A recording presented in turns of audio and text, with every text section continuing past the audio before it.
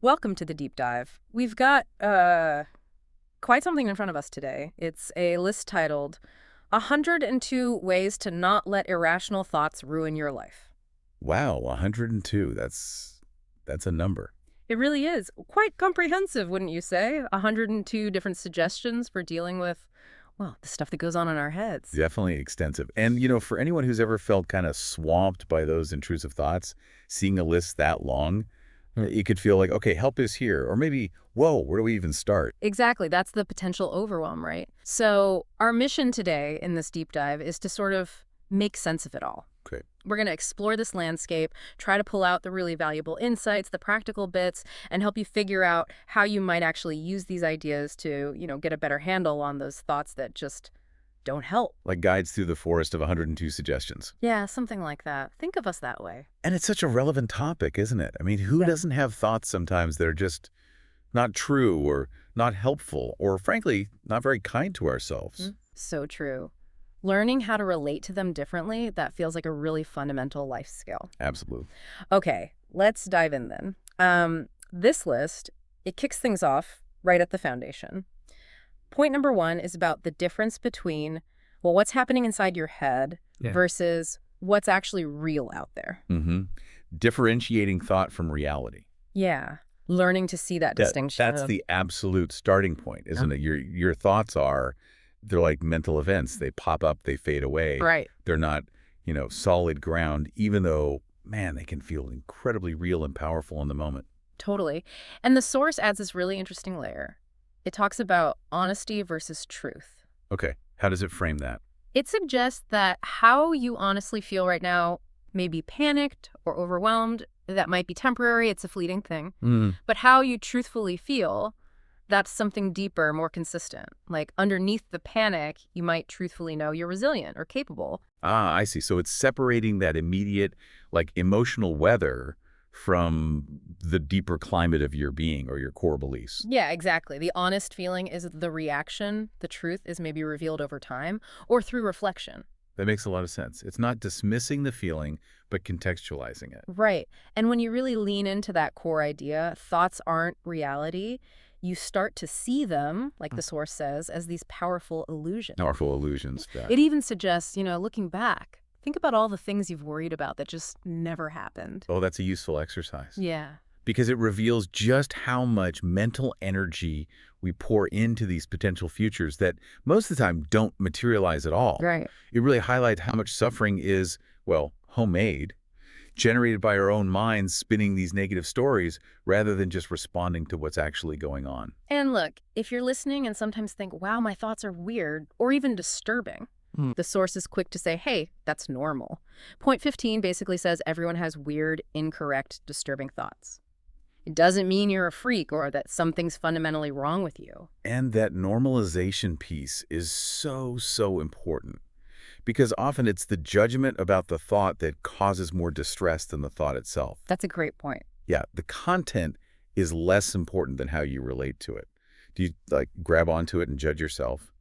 Or can you just see it as mental noise passing through? Okay, so building on that, Yeah. understanding what thoughts are, the list then moves into, well, how do we navigate the emotions they stir up? Right, the emotional fallout. And a really crucial piece of advice here, point number 3, is basically don't make major life decisions when you're swamped by intense emotion, when you're really upset. Wait. Yeah, wait until you're back to a more neutral state. That's just incredibly practical wisdom, isn't it? Because when we're highly emotional, our perspective just narrows right down. Totally. Tunnel vision. Yeah, judgment gets clouded. We act impulsively based on that temporary feeling, not our long-term good or that deeper truth we talked about. So you let the wave pass. Let the wave pass. Then you can evaluate things more clearly, more rationally. The source also has this interesting take on anxiety. It links it to this feeling of being not right. Not right. Yeah, it suggests anxiety is this kind of mismanaged perception that something's wrong with you specifically, and that triggers all this energy to fix something. But often there's nothing externally broken, or it's something you can't fix in that moment anyway. So it frames anxiety less about an external threat and more about an internal feeling of inadequacy or wrongness. Kind of, yeah. And that energy that comes with anxiety, that gets you something feeling, Yeah. It often gets directed inwards or at some imagined problem instead of a real solvable issue out there. Right. And this leads to another key distinction the list makes, differentiating that kind of panic, that freaking out feeling, from deeper emotions. Things like depression or real anger or deep sadness. Oh, yeah, what's the difference according to the list? It argues that the panic, the freaking out, usually isn't the signal that something fundamental in your life needs to change. Interesting. It's those deeper, maybe more persistent feelings, the sadness, the anger. Those are often the indicators that something actually requires attention or action. So panic is more like a noisy alarm about the thought, maybe, while the deeper stuff is potentially a signal about your actual life circumstances or needs? That's a good way to put it. And it says you need to learn your own emotional homeostasis, your baseline, to tell the difference. Yeah, knowing your typical emotional state helps you recognize when it's just a passing storm versus, a shift in the underlying climate that needs addressing. Okay, so if thoughts are illusions and emotions need careful navigation, how do we actually start training our minds to think differently, to not get so caught up? Right, the practical how-to. The list uses that classic analogy, the mind is like fire. Yeah, I know that one. It can burn your house down if it's uncontrolled, or it can cook your food and keep you warm if you direct it. Same powerful force, but the outcome depends entirely on how you manage it, how you relate to it. An untrained mind can definitely feel destructive sometimes. And the source is really explicit, training your mind for more rational thinking. It's a practice. It's not the default setting. Absolutely. It's a skill, like learning an instrument or a sport. It takes conscious effort, repetition, building those new mental muscles. So what are some of the techniques? Well, one powerful one mentioned is when a thought is really upsetting you, to just stop and ask yourself, is this true? And then crucially, can I absolutely know this is true? Yes. That's core cognitive work, isn't it? Really questioning the assumption that the upsetting thought is a fact. Right. Because when you rigorously challenge it like that, you start to see, oh, wait, this is based on an assumption or an interpretation or just a fear. It's not necessarily reality. It loosens its grip. The list also throws in some really counterintuitive ideas, which I find fascinating. Oh, yeah. Like what? Like practicing negative visualization. Negative. Okay, tell me more. So you take something you're afraid of and you actually imagine the worst case scenario. Really picture it. Okay. That sounds potentially terrifying. It does. But then the second part is key. You make a concrete, tangible plan for how you would actually cope or respond if that worst thing did happen. I see. So it's not about dwelling on the negative. It's about proving your own resilience to yourself. Exactly. By making a plan, you show yourself, okay, even if the absolute worst occurred, I have resources, I could navigate this. And that reduces the fear of the unknown outcome because you've sort of faced it mentally and seen you could survive. That's a stoic technique, isn't it? I believe so, yeah. And kind of related is practicing what the source calls healthy discomfort. Healthy discomfort. Instead of always trying to avoid stress or difficult feelings, you actually lean into them a bit. Right, because resisting often just amps up the feeling, doesn't it? Yeah. By leaning in, just acknowledging it without fighting it. Yeah. You build tolerance. You learn you can move through these states. The list also flags some common thought traps we fall into, like assuming we know what other people are thinking about us. Oh, the mind-reading trap. Classic. Or pretending we can perfectly predict the future. Fortune-telling. Yeah. Recognizing you just don't know those things. That removes a huge amount of self-inflicted worry right there. Speaking of the future, the source connects worry and creativity in an interesting way. How so? It suggests fear can actually be a catalyst. It can point you towards where you need to find solutions or make changes. And it talks about channeling an overactive imagination. If yours tends to run wild with worries, either channel it into something actually creative, write, paint, whatever, or use that same imaginative power to visualize the best outcomes you want and then plan how to get there. So it's about redirecting that mental energy, using the imagination tool consciously, instead of letting it build scary castles by default. Yeah, I like that. Using the imagination tool consciously. It's powerful stuff. Okay, so sometimes all this thinking about thinking, it can feel very heady, cerebral. Stuck in your head. Right. And the list has very practical grounding suggestions for that too. Like, just do things with your hands.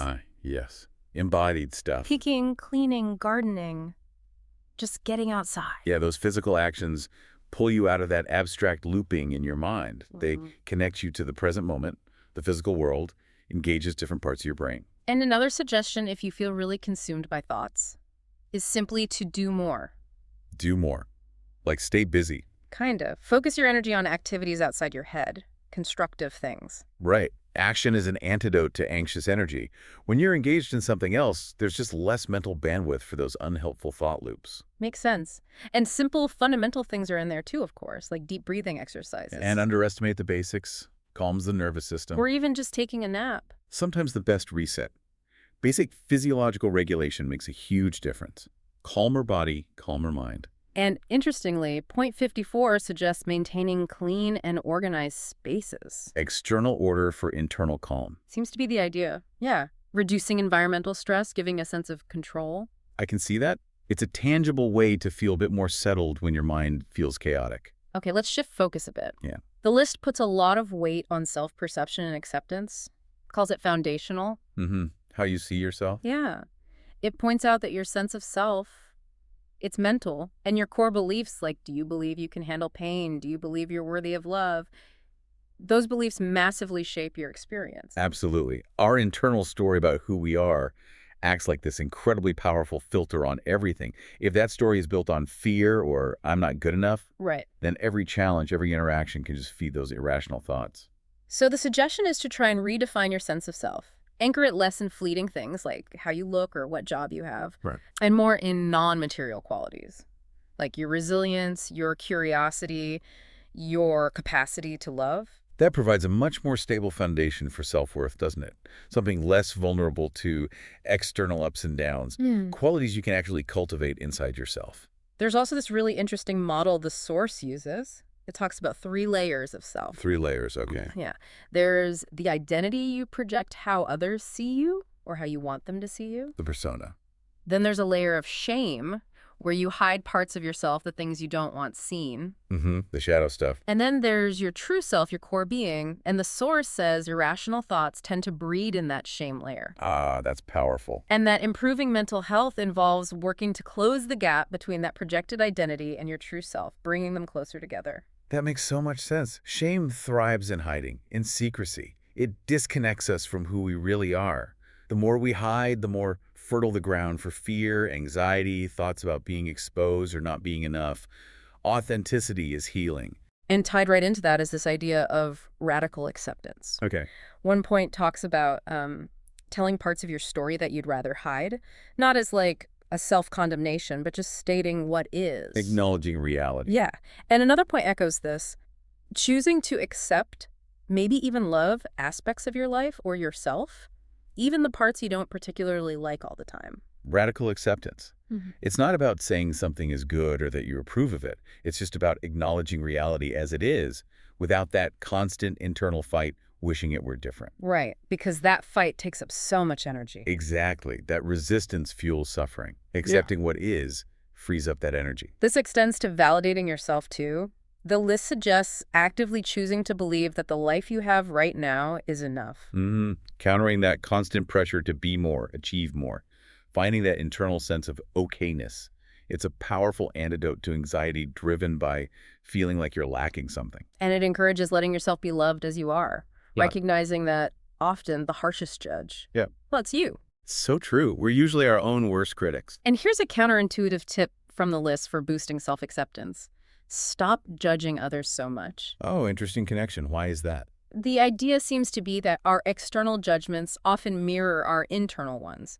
So by practicing more compassion and acceptance towards other people, you naturally start opening the door to extending that same grace to yourself. Ah, I like that. What you put out, you cultivate within. Seems to be the gist. Okay, shifting gears slightly. The list also talks about reframing our goals, moving beyond just trying to feel good all the time. Right. Which is often an impossible standard anyway. Exactly. It suggests the objective isn't constant happiness, but more about expressing a healthy range of emotion, not suppressing the tough stuff. That feels much more realistic and sustainable, aiming for emotional health and integration rather than just chasing relentless positivity. Allowing the whole spectrum is actually a sign of psychological flexibility. It also challenges the typical definition of success. Sometimes the source says success is just getting enough sleep. Huh. Yes. Or just making it through a really tough day. Right. It explicitly says lower expectations. That's such a potent message, especially today. Mm-hmm. Redefining success on your own terms, sometimes just fundamentally. It takes off so much external pressure, allows you to acknowledge your own effort. And finding meaning comes up again. The list suggests happiness isn't just about getting what you want, but having something meaningful to work toward. Purpose. Having a direction, something that anchors you outside your own head. Yeah. And related to that, the goal should be getting better, not striving for some kind of impossible perfection. Focus on progress, not perfection. That makes the journey itself more rewarding and cuts down on the anxiety about falling short of some ideal state. The list also really emphasizes engaging with the world and other people. Okay. One specific suggestion is, if you feel lost in tunnel vision, to literally write out your narrative. My name is, and just ground yourself in the basic facts of your life. Like reorienting yourself, pulling back from the intense focus on the irrational thought to the broader reality of who you are and where you are. Yeah. And then the source basically repeats this point for emphasis. Connect with people. Connect with people. Connect with people. Can't say it enough, really. Social connection is just fundamental for us. Isolation breeds rumination. Genuine connection offers perspective, support. It pulls you into a shared reality. There's a balance suggested, though. Point 61 says, be mindful of who you surround yourself with because your company influences you. Sure. Choose your circle wisely. But point 62 says also spend time on your own. Cultivate a relationship with yourself. See yourself as your first and last friend. Both are vital, aren't they? You need that supportive external network, but you also need to be okay in your own company. If you can't be alone with yourself comfortably, then connection can just become another distraction. Good point. Dedicating time to helping others is also in there. Altruism. Yeah. Making your life about more than just your own wants and needs. It can actually reduce that inward-focused worry energy. Shifting focus outwards. Gives perspective, purpose, often brings unexpected positive feelings back too. Diverts energy from self-absorption. The source puts it kind of bluntly in one spot, point 100. It's about finding something worthwhile to, well, fucking try at, like kindness or your work. Gotta appreciate the directness. Funnel that energy into something constructive. It also suggests consuming your mind with things that genuinely interest you outside of your immediate problem. Cultivating curiosity. Reading, hobbies, learning. And it adds, if you find you can't seem to get interested in anything outside your problems, that might actually be a sign you need to get to know yourself a bit better. Maybe turn that curiosity inwards for a bit. Interesting. Like, why am I so stuck? What's underneath this lack of engagement? Exactly. Asking for help is on the list too, but it makes a distinction. Ask when you actually need it, rather than just seeking attention for, quote, non-issues. Right. Differentiating genuine vulnerability and need for support from maybe anxiety-driven bids for attention that don't really solve the underlying issue. Asking for help with real stuff is strength. And a simple way to feel less alone in all this. Talk to other people about their irrational worries. Oh, yeah. You quickly find out you're not the only one. Right. It normalizes the whole experience, dissolves some of that shame and isolation that just feeds the thoughts. Definitely. Shared vulnerability is powerful. Okay, looking towards the future now, the source offers some really powerful perspective shifts here. Like what? One idea is to try and fall in love with the unknown. Ooh, that's a big one. Fear of the unknown is huge. Totally. But the list suggests the unknown often brings better things than we imagined. And the things that turn out worse, often they're products of our own fearful thinking anyway. So reframing the unknown is a space of possibility, not just threat. Opening yourself up instead of shutting down in fear. Yeah. And discomfort. It's framed not as a signal to retreat, but as a call to expand. Expand perceptions. Yeah. Think differently, see differently, do differently. Open yourself to new possibilities. So discomfort as a growth signal. When you feel it, you're probably at an edge. Pushing gently or just being with it is how you expand your world, your capacity. Dreaming bigger is also encouraged. Having a future vision that's genuinely exciting can actually help dissolve obsession with smaller, maybe made-up problems in the present. Right. A compelling future gives you motivation, energy, perspective. Yeah. Helps you see beyond the immediate anxiety towards something you're actively building. And there are practical tools suggested for this, like creating vision boards or using things like Pinterest to really visualize the life you want. Making that future vision more concrete, keeping it top of mind, focusing energy on creation. And a really crucial point about building that future: make your plans out of love for the person you want to become, Okay. not out of hate or disgust for the person you are now or the life you currently have. Ah, that's key.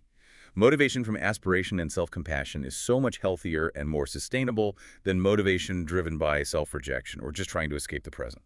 Let what you dislike now guide you towards what you want to love in the future. Use the dissatisfaction as information, not as a weapon against yourself. It tells you what you value, where to direct your energy. And a powerful reminder threaded through: you create and choose your life. Things aren't just passively happening to you. Reclaiming that sense of agency. Yeah. Yeah, external stuff happens, sure. Mm. But your choices, your attitude, your actions, they're powerful. But, the list is also very grounded. It doesn't promise a life free of difficulty. No, that wouldn't be realistic. Right. It explicitly says irrational thoughts, anxiety, sadness. They'll likely always be part of life sometimes. Experiencing them doesn't automatically mean you're doing something wrong or you're off track. That acceptance piece again. It's not about eradication. It's about learning to coexist and navigate without letting them shut you down. It also offers this fascinating perspective on fear, suggesting that fear can actually indicate that something is powerful and worthwhile to you. Mm-hmm. Like deeper fear often means deeper love. Yeah, that's point 52 and 93. It completely reframes fear, doesn't it? It's not just about potential loss, but about how much you value what's at stake. Exactly. The vulnerability you feel actually highlights the importance of the person or the dream or whatever it is. And the list offers comfort for setbacks, too. Point 67 and 68. Don't confuse a broken dream with a broken future. Don't confuse a broken heart with a broken life. Those individual losses, no matter how painful, they don't define your entire existence or potential. They're chapters, not the whole story. Allowing yourself to feel past pain and sadness is also suggested, giving them space to surface so they lose their hold over you. Right. Unprocessed emotions can just linger and subtly poison things. Yeah. Letting yourself consciously experience them, maybe in a safe way, can be incredibly releasing. And reassurance that being sad or feeling broken sometimes, it doesn't make you unlovable. Absolutely not. In fact, the source suggests those honest moments of vulnerability can actually deepen relationships. Sharing your authentic self, struggles and all. That's where real connection happens. The list also talks about gaining perspective on pain. Not by minimizing it, like saying others have it worse. Which usually isn't helpful. Right. But by remembering times you yourself have gotten through difficult things before.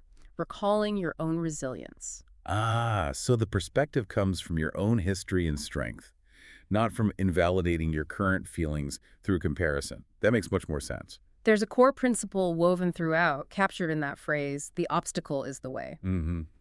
Ryan Holiday's book title, Drawing on Stoicism again. The challenges aren't roadblocks to your path. They are the path. They provide the lessons, the growth needed. And that timeless, simple reminder: this too shall pass. Always worth remembering. The impermanence of all states, good and bad.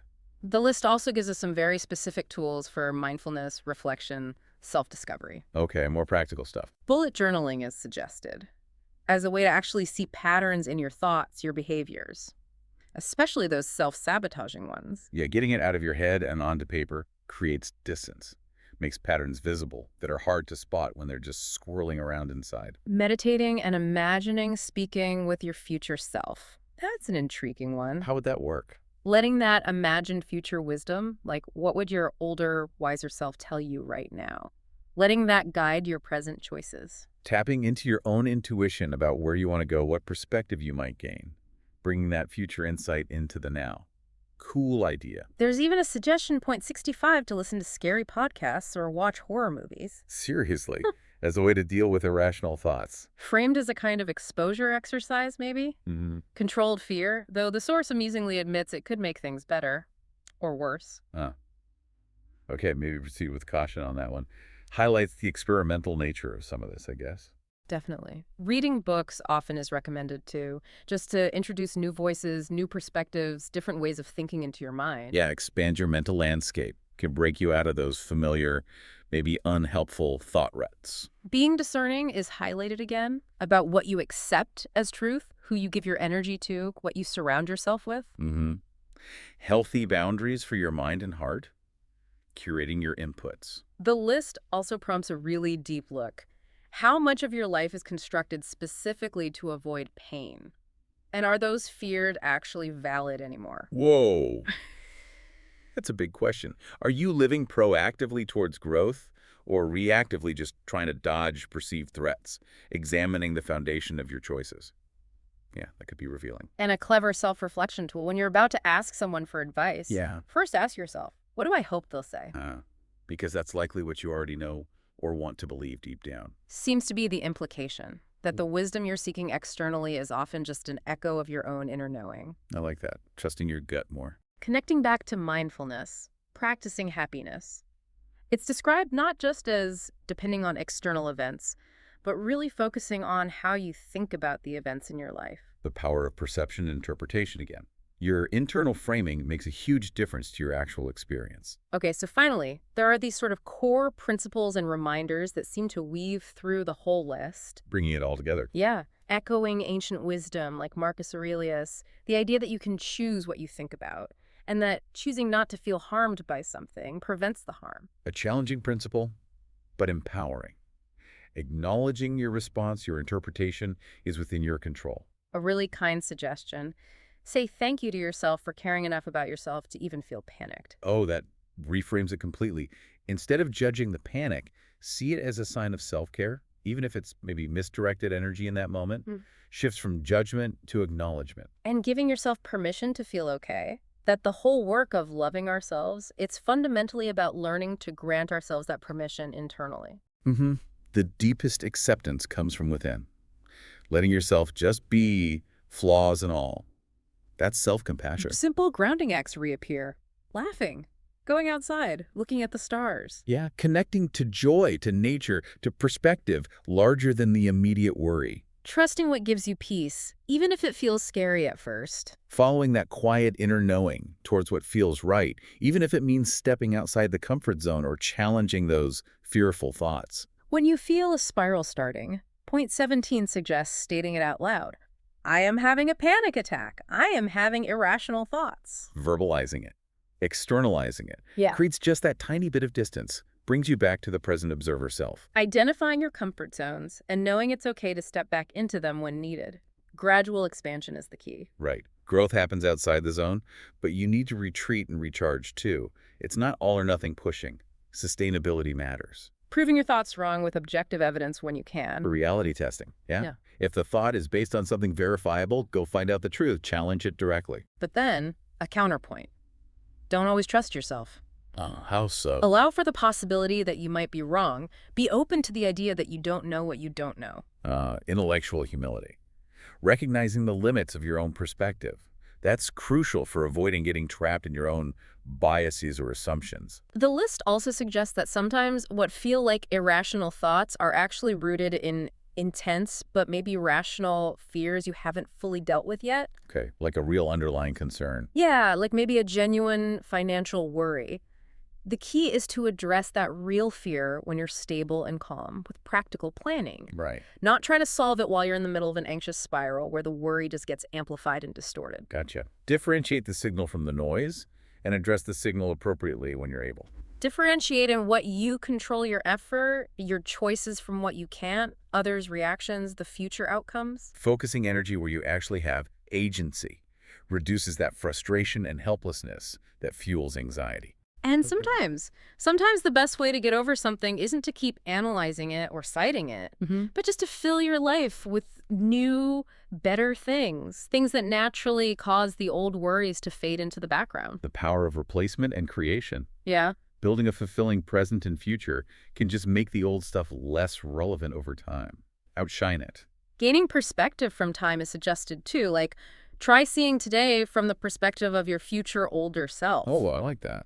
Or look back, say, to 5 years ago, notice what you were grateful for then, and try to practice that same gratitude for what you have today. Time definitely gives distance and clarity, highlights what truly matters, and reminds you how resilient you've already been. And finally, point 101, learn how to relax, like happily doing nothing. Cultivating contentment. The ability to just be without needing constant stimulation or achievement, that's a practice in itself. Wow, okay. That was quite a journey through 102 points. It really was. Yeah. A remarkable suite. From that fundamental idea, your thoughts aren't necessarily reality all the way through. Emotions, mind training, meaning, connection, acceptance. It really offers this huge toolkit, doesn't it? Covering so many angles. It really does. A whole Mhm. spectrum of approaches. You've got simple, practical actions you can do right now, like breathing or tidying up, Mm-hmm. all the way to deep introspection, big philosophical shifts in perspective, emotional practices. It's comprehensive. And the core message seems to be it's not about somehow eliminating irrational thoughts forever, Right. That's probably impossible. but about fundamentally changing your relationship with them, learning to relate differently so they just don't have the same power to run your life. Exactly. Taking away their control, seeing them, acknowledging them maybe, but not letting them dictate your actions or your sense of self. Absolutely. And for you listening, maybe some of those ideas really hit home. Maybe others felt surprising or even a bit challenging. Mm-hmm. The invitation, I think, isn't to try and implement all 102 points by tomorrow. Definitely not. Maybe just pick one theme that really stood out to you. Or experiment with just one or two of the specific suggestions that felt particularly relevant to what you're navigating right now. Start small. Stay curious about your own mind. And remember that any step you take towards changing that relationship with your thoughts, that's progress. Well said. As we bring this deep dive to a close, let's leave you with a final thought to mull over, pulled right from this source material. Okay. Consider this idea, which actually pops up in a couple of related ways in the list. Point 98 suggests that when you're feeling lost, you're also, in a way, incredibly free.